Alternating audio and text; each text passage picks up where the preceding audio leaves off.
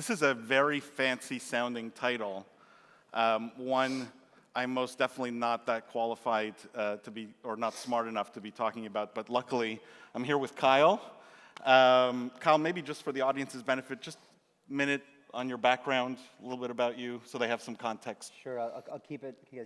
So I'll keep it kind of high level. I guess I've been in Bitcoin since 2012 and started building in the space in 2013. Sold my company, which was a regenerative medicine and anti-aging company called the Reverse Aging Institute, in 2013, and that's when I went all into Bitcoin, and then since then have kind of diversified into early crypto infrastructure. Like I've got investments, early stage investments in Coinbase, Kraken, Bitfinex, which is USDT, Circle, which is USDC, Abra, Securitize, and Ripple, and quite a few more. So, so I saw that kind of like, I wanted to invest in everything that was supporting the industry very early on. And I've also worn, I think what makes me quite unique is that I've also worn all the hats that there is to wear in this space. Starting out as someone who was just genuinely super excited about the technology and how decentralization could benefit our entire planet, to being a builder, to being someone who operated a syndicate, to being a speaker, to being an influencer, to being an institutional investor, to being a launch pad, to being a project that launches, to being a market maker, and everything else. And so I really know how all facets look at it, and that's quite unique. Plus, we've taken projects to market before. The last one that we did went all-time high, $3.6 billion valuation, and we also have an LP fund as well. We're 95% deployed on the first LP fund, and we're starting to raise for Fund 2 now. It's, Kyle, no question, an impressive background. This is why when they give me the last session of the day, I promised for the few who have stayed, it will be my goal to take this off the rails in some way. So just as a bit of context, my background, most people know me as the Prophet. I'm a gaming guy through and through, but I spent the last 20 years of my career doing venture in some form or another, one side of the venture table or another, either managing institutional funds or investing my own funds or building companies. About 7 years ago, I focused everything I was doing on gaming. I think gaming's the future of just about everything. I host a show on CNBC, who's the media sponsor here, called Game Changers. So anyone interested in the gaming industry, go check that out on CNBC Arabia. Now, let's jump into the topic here. The title talks about impact investing. And I'm curious, because I have, as someone who's been doing venture since the early 2000s, impact investing to me has one definition. I'm curious, Kyle, what is yours, and how do you apply it in this context? I hate this title. Okay.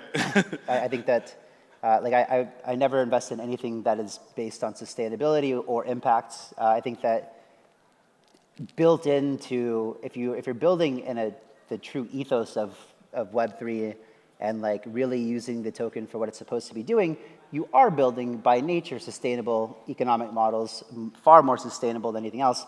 I'm not talking about global warming sustainability, but I'm talking about and I think the most important thing right now is that we figure out how to move forward from just improving the systems that we have. So I think when it comes down to the word sustainable, we should talk about sustainable token models that actually make sense, because I believe this is a completely pulled out of nowhere statistic, but I believe that something probably in the realm of 90% plus people that are in crypto, not even outside crypto, don't understand proper token economic models. There's a lot of discrepancy and conflict of interest between equity models and token models. And so I think that would be what we should cover for sustainability. For impact, our entire space is impact. Everything that someone's doing that's improving systems, making things more efficient for people. For example, I've been working on something that I want to vastly improve the civil legal process, right? And on-chain identities and reputation. And for anyone who's ever tried to sue somebody before, you know how insanely outrageous that process is, to where it's not even worth it. So so that's jump into whatever. We can talk about whatever. In that traditional definition, usually people talk about environmental benefit or social benefit, and so sort of social at large.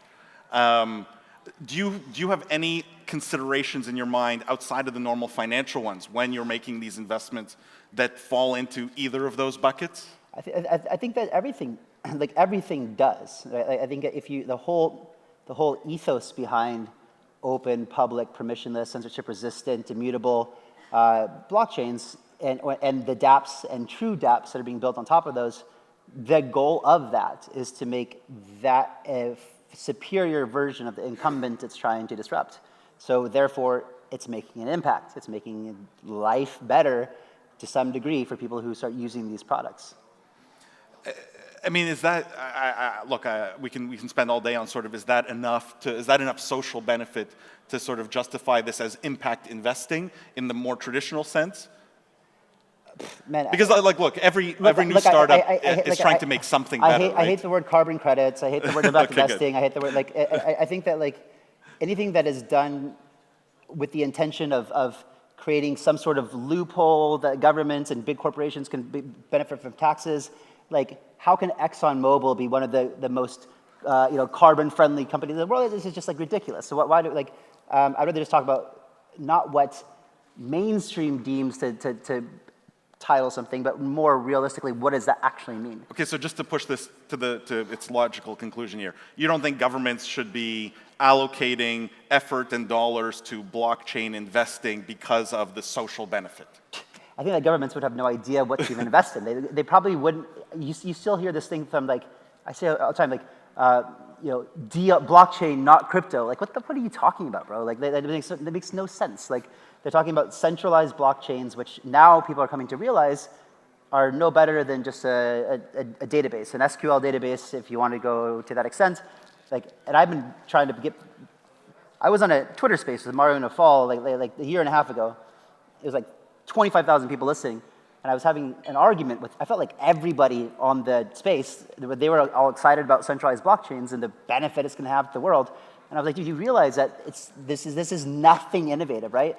Oh, what are you talking about? Did you know? And then they give me some use case about, I'm like, bro, one of the examples is did you know that in El Salvador right now, they have an argument on where property lines are? And so if they use a centralized blockchain, they can just put where the property lines are. I'm like, do you know that if the cartel goes to the guy who controls the centralized blockchain, says, change the lines, mofo, or I'm going to blast your head off, he's going to change the lines, right? Because there's you always have the ability to manipulate a centralized person no matter what.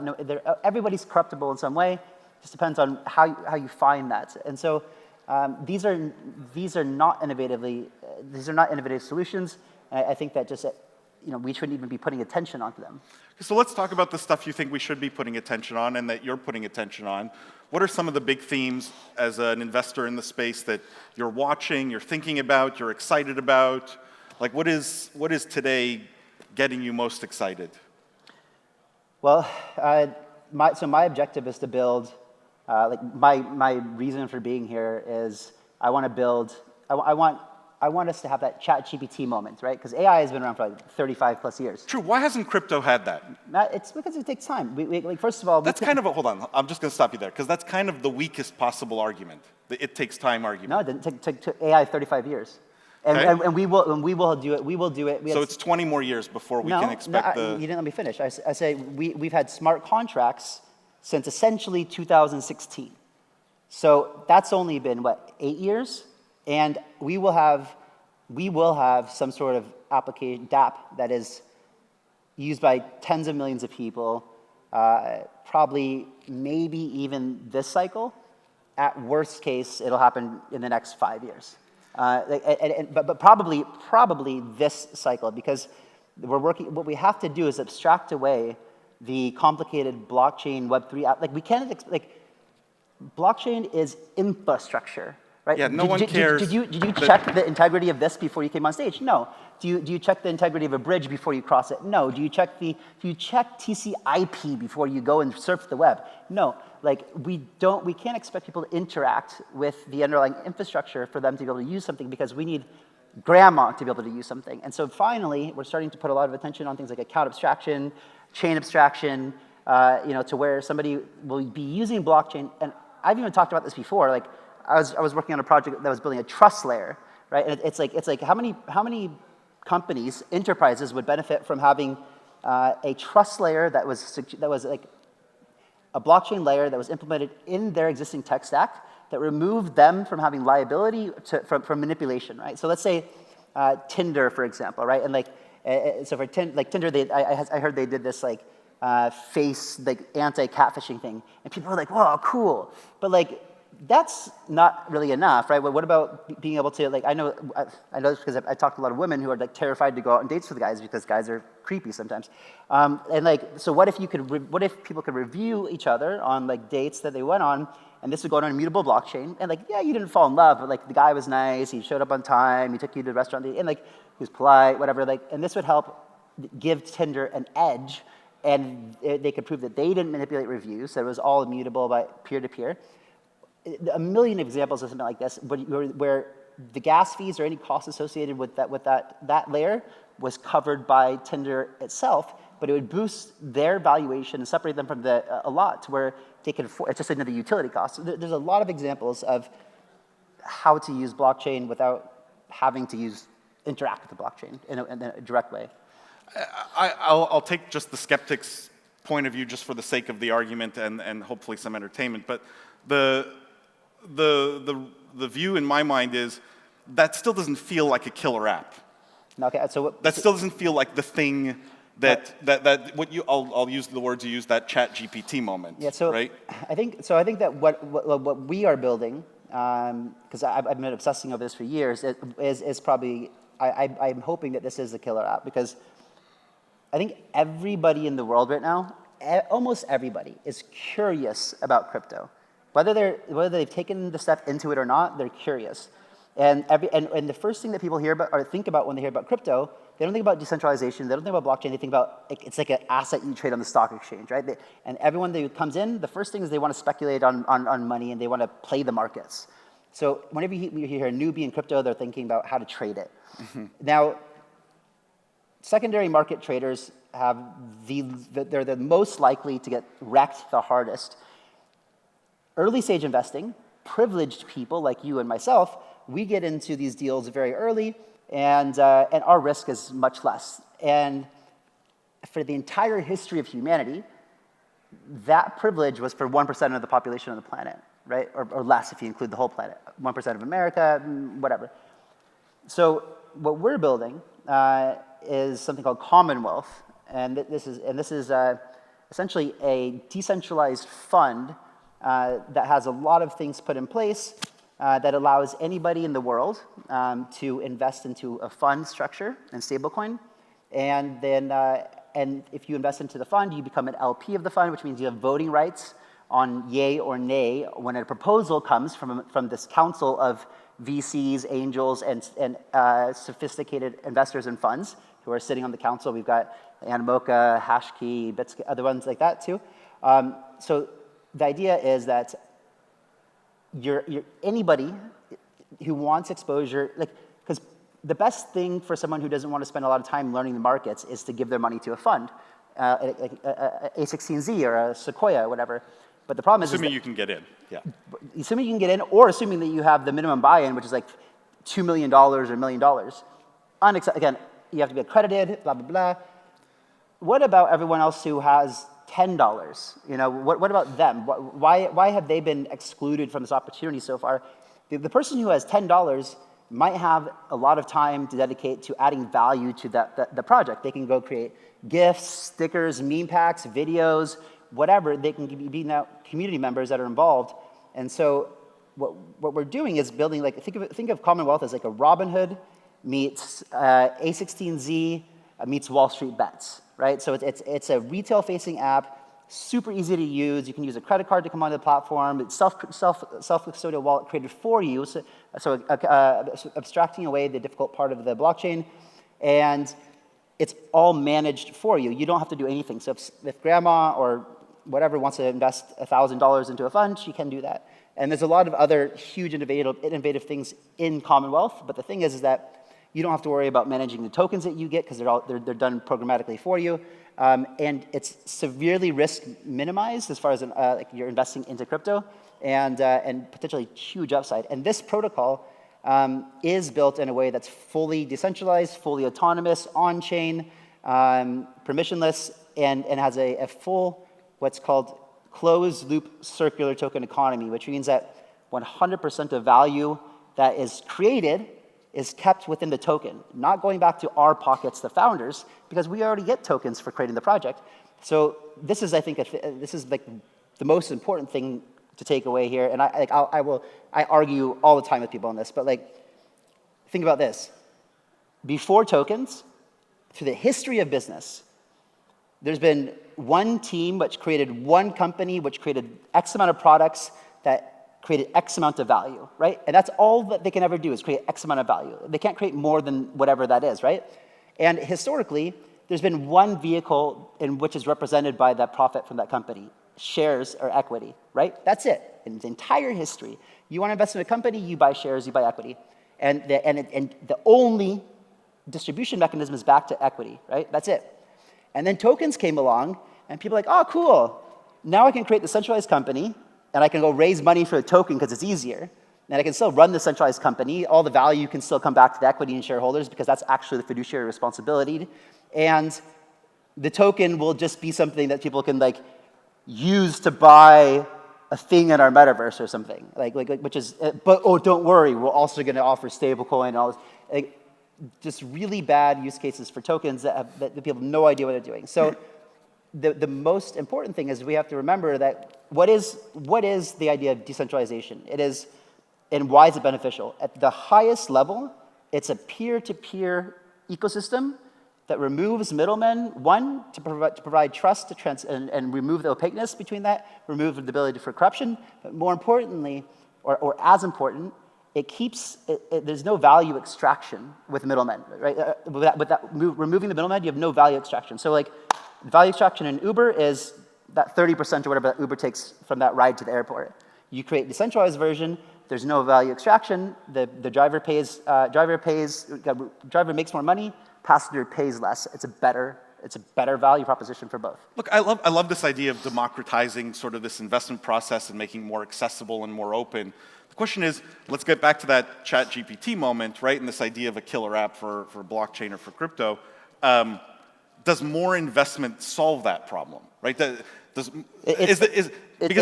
I'm pushing back, it's like, well, think about the lack of there's no lack of investment in the space. No, it's not about bringing more capital in the space. It's about bringing in millions, potentially even billions of people into, like, the Commonwealth could be the largest fund in the world by far, right? It can manage. But should everyone be an investor? Yeah, fuck yeah! Like, how do people want to? How do you change your life?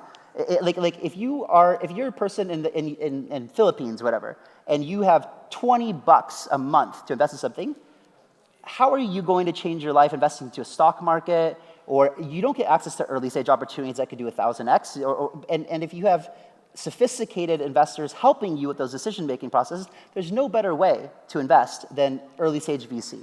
Like there's nothing, like you can go play your luck in the fucking lottery, but like that's not gonna work, right? So like you really, like, yes, I believe that everybody should invest because if you save, we know that purchasing power of fiat is decreasing at an ever rapid rate. So what else are you going to do with the extra money? You don't want to go spend it, if you want to change your life, you don't go spend it on Starbucks coffees, you don't go spend it on stupid stuff, you invest your money.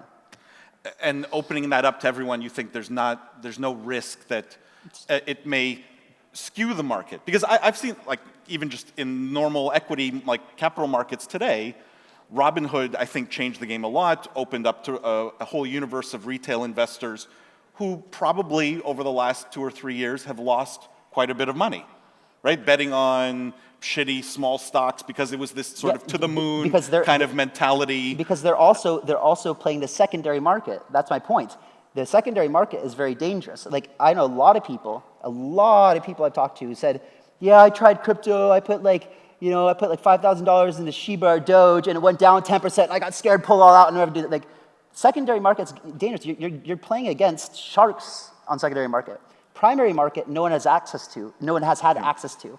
So you, again, risk minimized. Of course, every investment has risk, but everyone who makes an investment, when you play the lottery, you know that there's a risk that you don't win. So we're running out of time here. I just want your last thought in terms of, from an investor standpoint, the part of the ecosystem today, other than this democratization of investment, that you're most excited about as a thesis. I mean, one of the things that I'm most concerned about is AI. Like, I every time I bring this up, this is like a real thing that that has been brought to my attention heavy the past few weeks. Like, I'm just going to say this. Like, right now there's an estimate between the 16 to 20% chance that we're all dead within 5 to 10 years because we go. And this is you laugh, but this is scientists who study this in depth, saying that there's a 16 to 20% chance of P-doom, which is probability of doom. I thought that a 1% chance would be scary enough to where we would say, oh, whoa, hold up. But a 1 in 5% chance that we are not even here in 10 years anymore. Like, that is, to me, that's scary. So figuring out, and if you haven't realized that every major AI company has had the executives, some of the most important executives leave because of this deep concern they have over what's going on right now. And all you do is hear people talk about like how wonderful it's going to be and how it's going to prove out. And yes, that is the 80% likelihood that it will happen. But when you think about it on a real level, we're creating intelligence that is going to be 1 billion times smarter and faster than us. And they will eventually have their own agenda that we cannot control. We will not, I love that thesis as an investor. It's kind of my thesis. The AI is going to take over, so we should just focus on playing games. I think about and having fun. I think about this. Let the AI rule us. I think about this. I think about what the fuck am I going to do with the last 5 years of my life? If we have 5 years left, what am I doing? Like, I need to go start living my life a lot more than I'm doing this right now. And it's a real thought that I have. And so I think that there are people who are trying to do some things through not open sourcing, but decentralizing with rules and governance about how AI models can operate. But this is something that I think is very interesting to pay attention to. One of the biggest investments I've ever made the biggest investment I've ever made in my life is a layer 1 decentralized AI protocol, and like that's hopefully aims to address this problem to some degree, but you can't. You simply can't because there's too much money incentive from the big guys. So there's two main drivers in this world that drive people. The first thing is financial gain. Fear. The first one is fear. And so the fear is, well, if we don't build it, China's going to build it, right? If we don't build it, the Russians going to build it, blah, blah, blah, whatever. And they're going to get it first. And then they're going to be the most powerful. The second thing that drives people is money. And there's also too much money to be made in this for it to slow down and stop. So we know that it can't be stopped, the development of it. Cat's already out of the bag.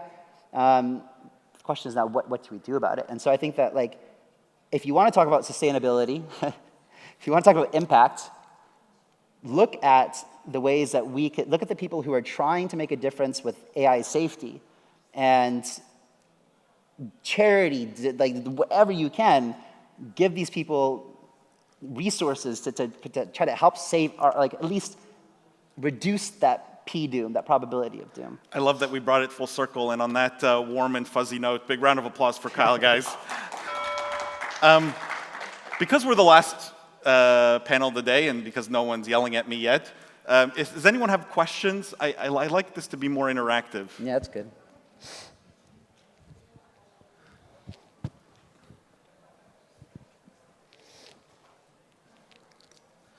Hello, my name is Sai, and I think this is an insightful discussion. I think on this juncture, I would like to understand a little bit of the subject itself on like the investor perspective on especially what type of sustainable and impact-driven ventures they would be investing in the digital era, especially.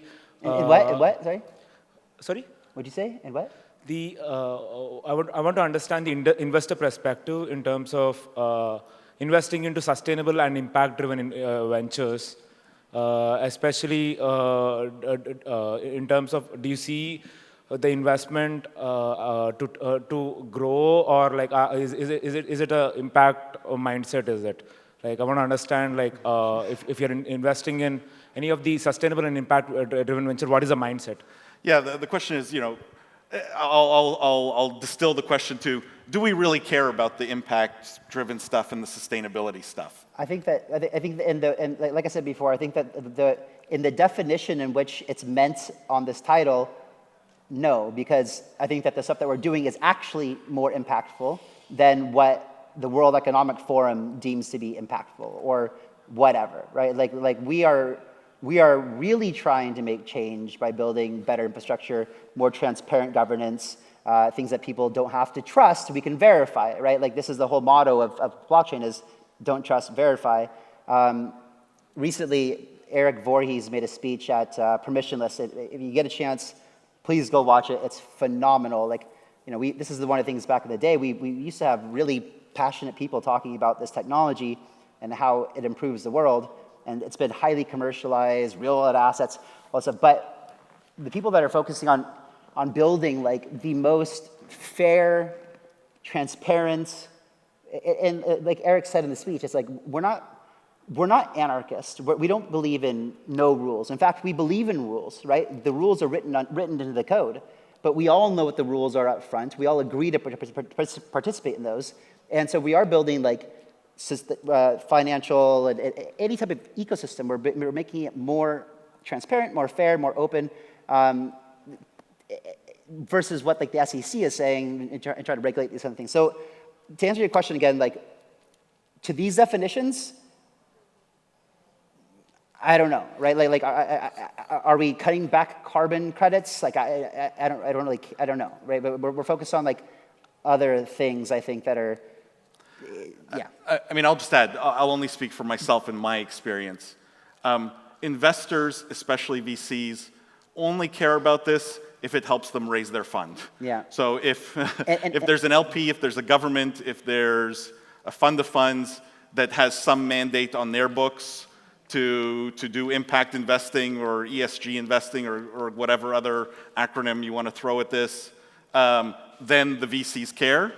But otherwise, at the end of the day, your livelihood as a VC depends on the fund returns. And the chance of raising your next fund is zero if the fund doesn't return, if you're not top quartile, top decile. So the reality is no one really cares at that level. Governments sometimes do. I would say this has fallen more out of popularity in the venture world than even in the early 2000s, mid 2000s. This is like SBF's effect. What is it? Altruism or whatever. Yeah, effective altruism. Effective altruism. Like this is what this is, right? It's just it's a smoke and mirrors Fugazi. Like, oh, look how cool I am. Look how good. No, like. So yeah. Anyone else questions? Yes.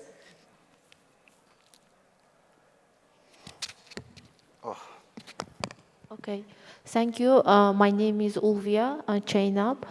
So my question is, you mentioned about decentralized AI protocol, more about AI, I want to know about, like, in the future and when we differentiate in AI and blockchain, which one it will be more important? And if you say, like, AI and blockchain together, maybe you want to I want to know if you only AI, only blockchain, what it needs to improve, and what do you think that it will be more interesting in the future, right? In technology and innovation side. Thank you.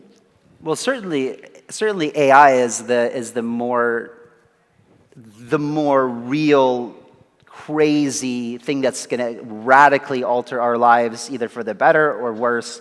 Hopefully for the better, where in 10 years from now, the world might be completely different, where none of us have to work anymore. Like that there's AI that's building things with nanotechnology, micro robots. Like we might be in a completely different place, and so that's because of AI. But I listen to a lot of the podcasts from the guys that have left their companies. I think like Ahmad, who recently stepped down from Stability. They built Dali and Stability. So And he was saying on Peter Diamandis' podcast that like his goal now, after leaving Stability, because of the concerns that were happening, was to go create a decentralized version, like a decentralized model that has checks and balances for AI models. And funny thing enough is that the company I told you I invested into has already built it and is already about to launch mainnet next month. But another funny thing too is that on Peter Diamandis' show, he goes, yeah, so we want to build like Web3 like decentralized infrastructure for these models, but like no tokens or anything. And I'm just like, wow, dude, like you have no idea what you're talking about. There's like, and I have a theory behind that. Either one, he wanted to make sure that he wasn't being discredited because in general, a lot of people still perceive tokens to be a scam or something like that. So maybe he was just doing it publicly. I would hope that he's smarter than that. But like, but to answer your question, I think that they go hand in hand very well, because we cannot give the most powerful technology in the world to the most powerful companies in the world. They already have so much power in controlling everything. They control the politics. They control everything. And if they have, but what gives me hope is that we just heard that what's the model, the open source one, Llama 3. So Llama 3 just came back with their testing that they are now as powerful, as good as GPT-4. And it's a completely open source model, but from open source community building something together, it gives me some sort of hope, because we have to have, if there's going to be AI that is going to be evil, we must counter that with AI that protects us as humans as well, right? The same thing with encryption, right? People try to break it, and then people try to, every time. So it's this battle between good and evil with technology. And so, I love that she asked that question, by the way, because to me, blockchain and crypto's killer app today is its ability to latch on to the next hot thing. that gaming was the thing in metaverse, a couple of years ago. Now it's AI, and the crypto always has this way of sort of figuring out how to get into everything. It's such a great question. Can we get one more? Because I know in the back, and she had her hand up, even though we had that bell ringing. Just one last one. And anyone wearing a pink and white suit, I mean, that's awesome. Not sure who that bell is ringing for. I don't think it's for me. Kyle, I saw on your X account you were posting about the open network built by Telegram. So I wanted to get your thoughts on just the approach they're taking. The way that kind of I see what they're bringing to market is it's payments inside a social media network. Probably not too dissimilar to what Facebook or Meta had tried previously. And X. Yeah, and ultimately, these huge social media networks have really failed to bring payments to market because of regulatory concerns. I think the bigger concern is just big tech getting into financial services brings about a host of competitive issues. So how are you thinking about that? And are you invested in Ton, or like what's your affiliation there? Yeah, I mean, yes, not a long time ago, but we recently made a deal where I was able to become, I don't know if you want to call me an advisor or an ambassador or something, but something like that, right? Where I'll help them. But I think that like Pavel, the founder of Telegram, was very smart. It blows my mind that companies who are trying to be disruptive actually have you're so smart on one end because you created so much smart technology like Facebook, and you did but then you think that you can go and create this really disruptive payment system in the United States? What are you doing? And by the way, congratulations to UAE for allowing Pavel to operate here and keep Telegram open and free and fights censorship and not submit to CIA and FBI when they're doing requests for information, things like that. I think that I love the ethos in which Telegram is operating on. The answer is easy. They're going to have a huge advantage over everybody else because they're not in America. They're in a jurisdiction where we'll welcome them. And if the UAE ever stops welcoming them, they will go somewhere else that does. Like that's exactly what I would be doing too. There's always going to be a jurisdiction that's going to welcome you to operate within that country. And when you have a decentralized network, at that point, you can't really control. And he said that he wants to make Telegram decentralized, which absolutely he should be doing. And I thought to Elon, he should do this exact same thing. That way they remove themselves as a choke point or something that can threaten these very great platforms that allow us to have free speech. There's two of the very few remaining platforms in the entire world that are really working on allowing us to have free speech, which is phenomenal. Like thank God, right? If we didn't have these, then we would be completely censored all over the world because everyone else succumbs to a little bit of pressure from the government. But like, there are people out there that care enough about this. So to answer your question, it's not just payments. Payments is huge. They announced that. Think about all the remittance that happens.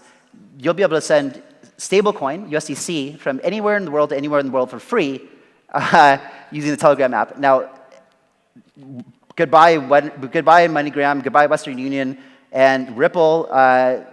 Okay, you can hang out with institutions maybe, but like, Ton maybe even coming for that market too. The Telegram wallet is already installed on all your Telegram apps. There's something like 900 million users on it today already.